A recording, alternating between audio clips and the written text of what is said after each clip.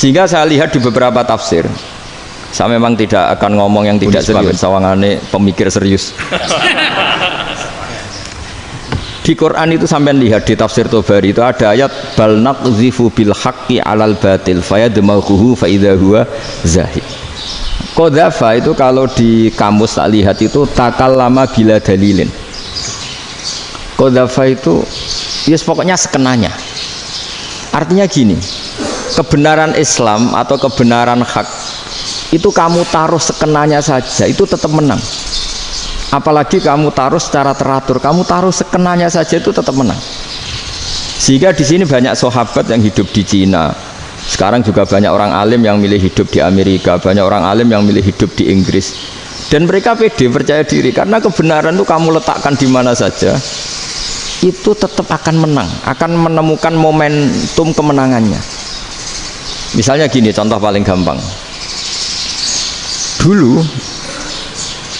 Dulu para peneliti, saya ulang lagi, dulu para peneliti itu ya datang kemana-mana, termasuk Ibnu Battuta, termasuk Ibnu Khaldun, ya semua peneliti itu suka neliti. Setelah diteliti, Quran itu satu-satunya kitab suci yang membicarakan sains, misalnya tentang falak, tentang astronomi, tentang asal-usul kejadian manusia, kejadian makhluk, juga bicara tentang geografi, geologis, semuanya. Sementara kitab lain hanya cerita tentang mawaid wal hikam wal ibar. Jadi diteliti kayak apa, pada akhirnya hak ini yang menang. Bal naqzifu bil haqqi 'alal batil fayadmaghu fa idza huwa zahid. Saya berkali-kali cerita, ada ulama yang ahli matematika.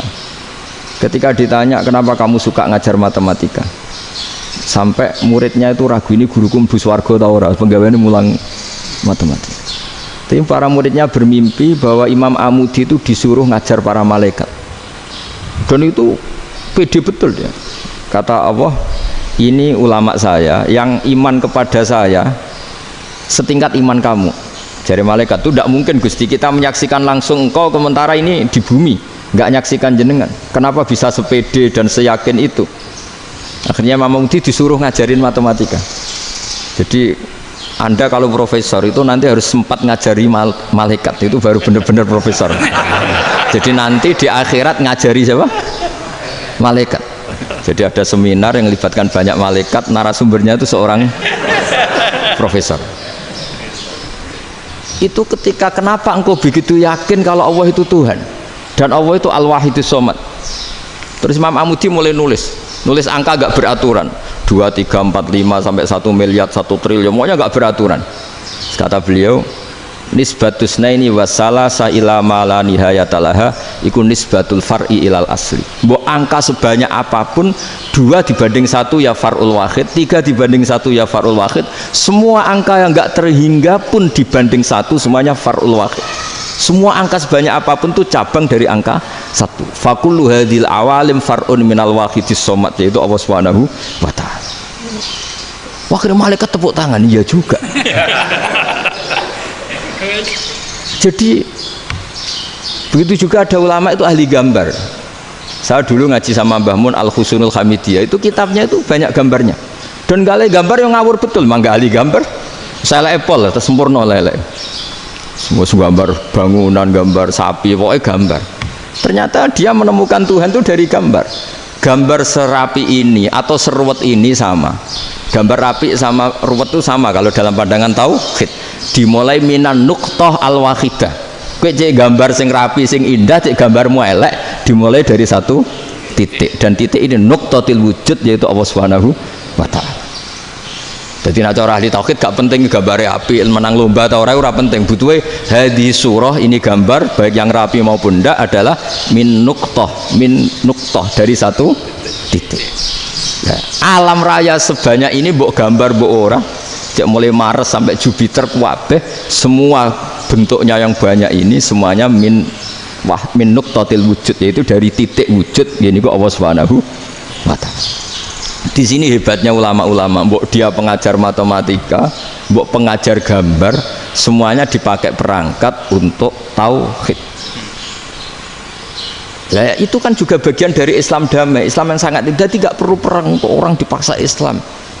Nggak perlu provokatif kayak tadi pidatonya rektor jenengan tadi. Jadi ciri utama ilmuwan tuh kalau ngomong datar tapi logikanya nggak terbantahkan, itu ciri khas ilmuwan.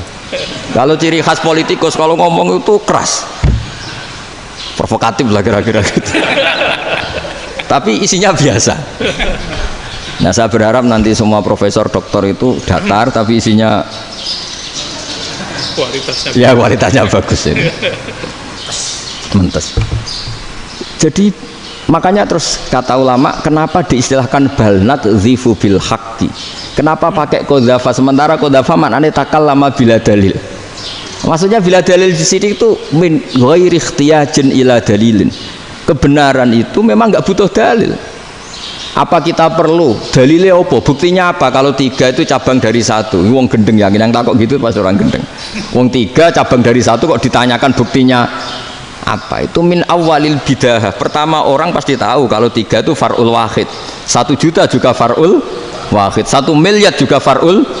Gambar yang sebanyak apapun ya dimulai dari 1 titik, cek gambar bener maupun yang tidak.